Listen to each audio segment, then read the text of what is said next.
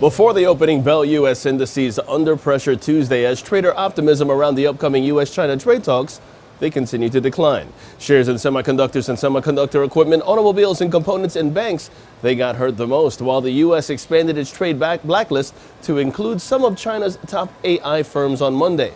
China's foreign ministry said to stay tuned for retaliation following the blacklist expansion. Meanwhile, on the economic docket, PPI rising 1.4% year over year in September, the lowest growth since November 2016, and core PPI rising 2%, the weakest since July 2017.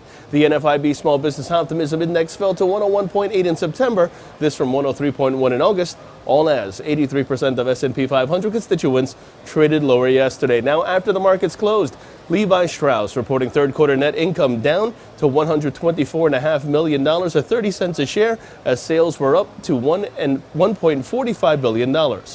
Moving on, PayPal said it expects to book a pre-tax loss of $228 million on its strategic investments in the third quarter. While speaking of this session, there's no major earnings expected, but on the economic docket, before the opening bell, we have the MBA mortgage applications. 10 o'clock in the morning, we have wholesale inventories, as well as JOLTS jobs opening, while in the afternoon, we have the release of the FOMC minutes. Speaking of which, taking a look at the markets, the S&P 500 is where we begin. That sees a rebound. The Nasdaq sees a continuation of the rebound, while the Dow Jones, that intraday, sees a continuation of the rebound, and that's in focus as the break above 26,210 is a positive signal that has opened the path to 26,430. Long positions above 26,210 are favored, with targets at 26,430 and 26,540 in extension.